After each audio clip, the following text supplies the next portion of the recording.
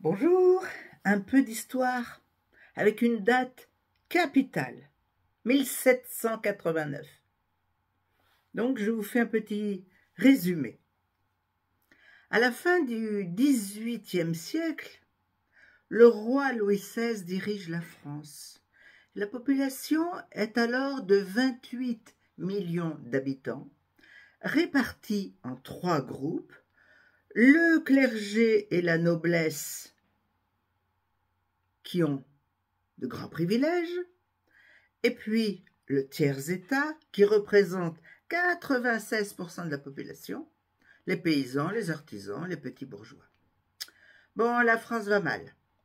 Les caisses sont vides et le peuple crie « du pain », car les récoltes sont mauvaises. Le blé manque et le prix du pain augmente. Alors les étapes. Mai 1789, pour calmer la population qui veut des réformes, Louis XVI convoque à Versailles les États généraux, à savoir les députés des 3 ordres. Suite aux milliers de plaintes recueillies par les députés, on appelle les cahiers de doléances. Mais le roi ne veut rien entendre.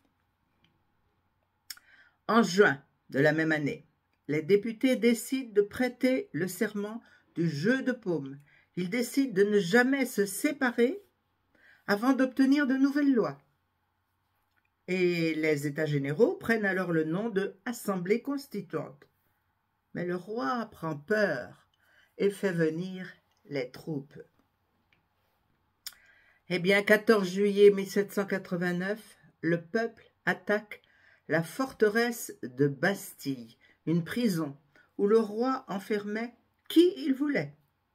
Ça s'appelle la prise de la Bastille, symbole de l'autorité du roi.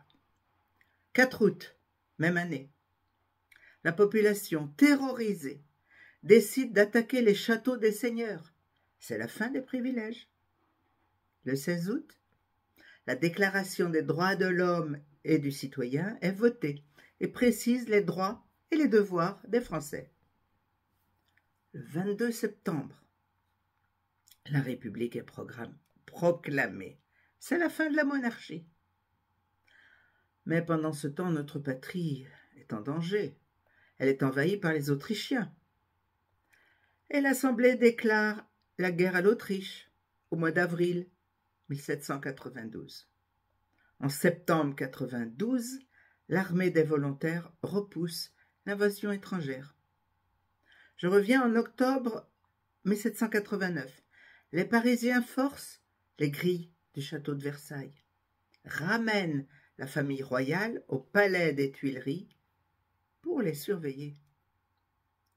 Louis XVI, qui pourtant a juré fidélité, décide de fuir avec sa famille. Il sera rattrapé à Varennes et ramené à Paris. Il perd définitivement la confiance de son peuple et il sera jugé pour trahison et guillotiné.